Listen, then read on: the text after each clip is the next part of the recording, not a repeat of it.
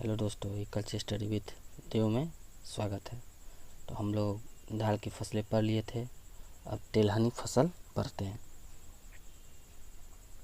भारत संसार का सबसे बड़ा तेल उत्पादक देशों में से एक है। इन तिलहनी फसलों के भारतीय कृषि अर्थव्यवस्था में एक महत्वपूर्ण स्थान है। वनस्पतिक तेल उत्पादन में अमेरिका, यूएसए, चीन, ब्राज़ील, अर्जेंटीना के बाद भारत का 5वां स्थान है। इससे सालाना 80,000 करोड़ रुपये का व्यापार होता है। संसार का लगभग 12 से 15% तेल क्षेत्र, 78% तिलहन पैदा करने वाला तथा 6 से 7 वनस्पतिक तेल पैदा करने वाला, 9 से 12% तेल आयात करने वाला तथा 9 से 10% तेल खाने वाला देश भारत है। घरेलू बाजार में वनस्पतिक तेल तथा वसा की मात्रा 6% प्रति वर्ष खपत है। इसकी घरेलू आपूर्ति की मात्र 2% भारतवर्ष में, जिसके फलस्वरूप इसकी उपलब्धता घट रही है और तेल का आयात विदेशों में करना पड़ता है। बिहार भी इस क्षेत्र का योगदान कर सकता है। तिलहनी फसल की उपज उत्पादकता बढ़कर बिहार में मुख्यतः राई, सरसों, तोरिया, मूंगफली, सूरजमुखी, तीसी तिलहन फसल है।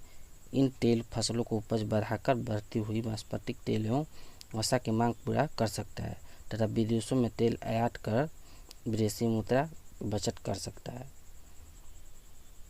तो देखते हैं मूंगफली, एरचिस हाइपोगेआ, यही मूंगफली का पौधा है। मूंगफली भारत की सबसे महत्वपूर्ण फसल है। इस फसल में विश्व के कुल क्षेत्रफल का 30.4% तथा कुल उत्पादन का लगभग 28.4 भाग भारत में ही पैदा होता है। मूंगफली एक बिहार का प्रमुख तिलहनी फसल है। बिहार में इसकी खेती का अपार संभावना है तथा भारत में कृषिगत अर्थव्यवस्था महत्वपूर्ण भूमिका निभा सकती है। यह देश में खाद्य, वनस्पतिक तेल, प्रोटीन प्रमुख प्रचुर सस्ता स्रोत है। इस बीज की सामान्य रूप से 45 से 50% तेल तथा 28 से 30% प्रोटीन पाई जाती है। इसके अतिरिक्त आवश्यक जैविक खनिज पदार्थ जैसे फास्फोरस, कैल्शियम, लोहा आदि तथा साथ कुछ आवश्यक विटामिन भी पाए जाते हैं। थाइसिन हुआ, लाइकोपीन हुआ तथा निकोटीन अम्ल इसमें प्रचुर मात्रा में पाए जाते हैं। मूंगफली तेल का उपयोग प्रमुख रूप से वनस्पतिक घी उत्पादन में किया जाता है। थोड़ी भाग में इसके तेल का उपयोग पशु चिकित्सा, दवाइयों, साबुन एवं सौंदर्य प्रसाधन वाले उद्योगों में भी किया जाता है। इसकी खल्ली एक महत्वपूर्ण पशु आहार एवं खाद्य है। मूंगफली की जड़ें दलहन कुल की अन्य फसलों की भांति वायुमंडल प्रचुर मात्रा में नाइट्रोजन लेकर भूमि में जमा करती है तथा भूमि की उर्वरा शक्ति बढ़ाती है। ये दलहनी फसल की तरफ इसमें राइजोबियम नामक पाया जाता है जो उर्वरा शक्ति बढ़ाती है।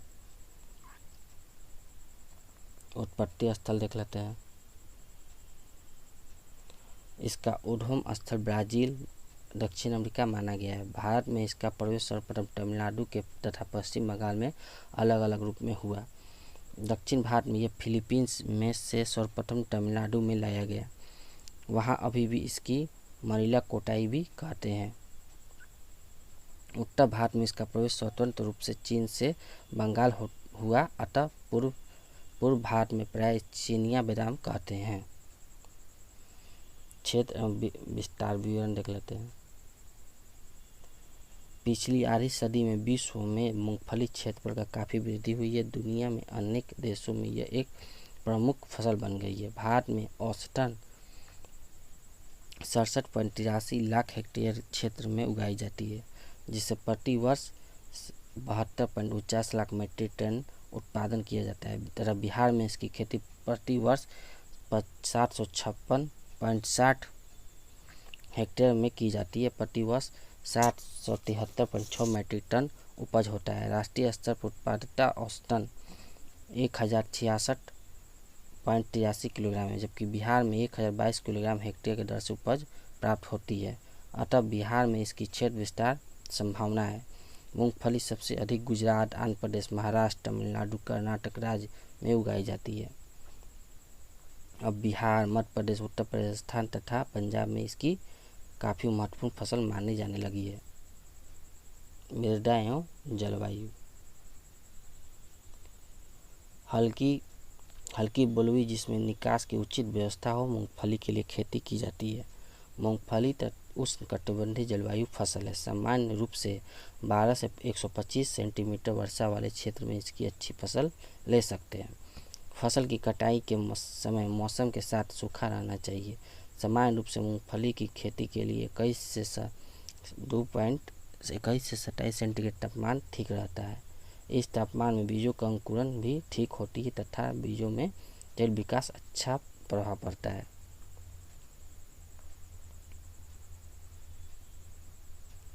शस्त्र क्रियाएं।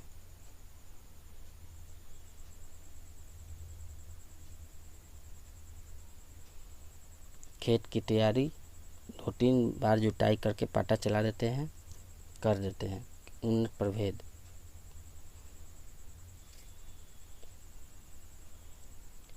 HK 12-24 15 जून से 10 जुलाई तक इसका बुआई करते हैं। पकने की विधि 100 से 105। औसत उपज है 14 से 16। तेल की मात्रा 49%।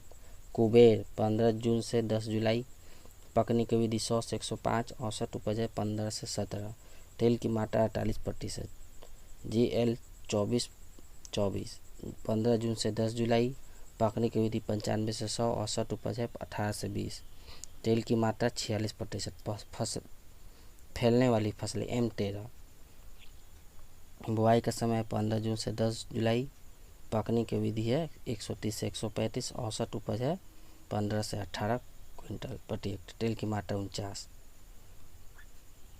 बीज दर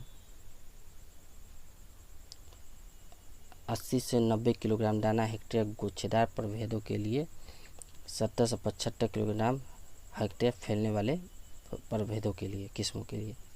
बीजों उपचार। बीज जनित रोगों में कीट फसल बचाने के लिए फफूंदनाशक एवं कीटनाशक दवा बीजों का उपचार करना चाहिए।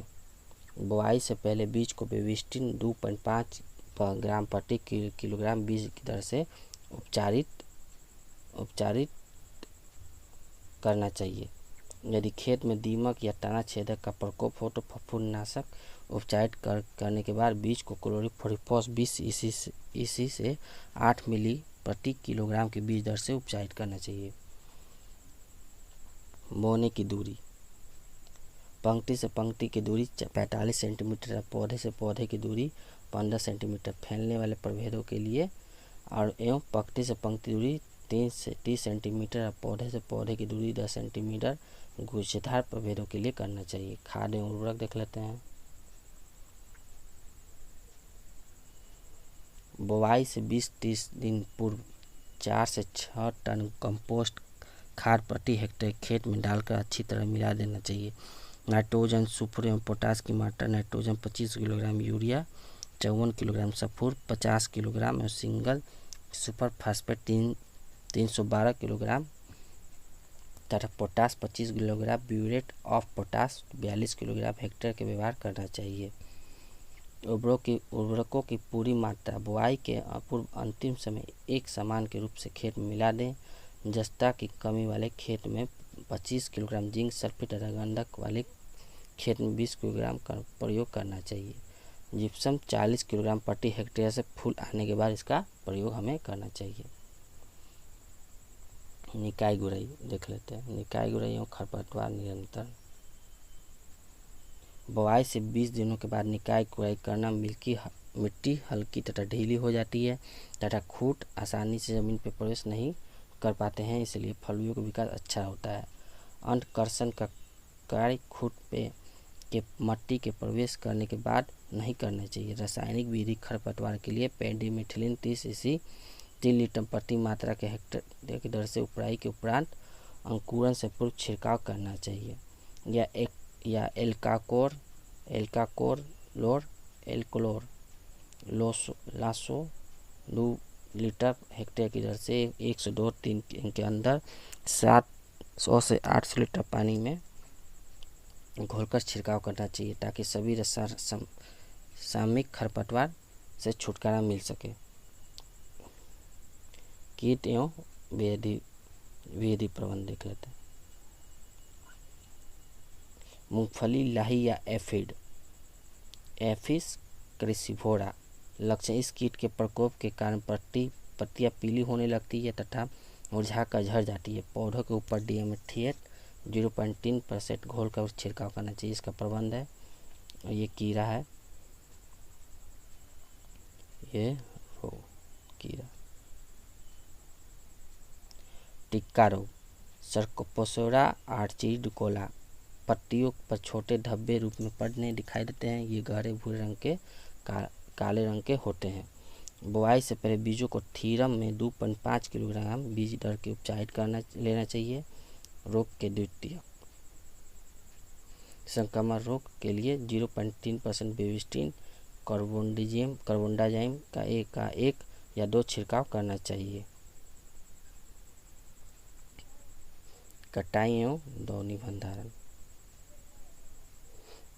मूंगफली की पत्ती पीली होकर जब नीचे सूख जाती है तब मूंगफली का बुआई खोदाई कर फलियां निकाल लेनी चाहिए। फलियों को 6 से 7 दिनों तक 40 डिग्री से कम तापमान में सुखाना चाहिए। भंडारण के दौरान फली छेदक कीट हानि पहुंचाते हैं, इसलिए भंडारण में स्थान में डाइक्लोरोवास तरल मिलीग्राम का प्रति लीटर पानी के साथ घोलकर 5 लीटर प्रति 100 वर्ग मीटर क्षेत्र में छिड़काव करना चाहिए। फिर फलियों को साफ बोरे में भरकर लकड़ी या तख्तों के ऊपर रखना चाहिए।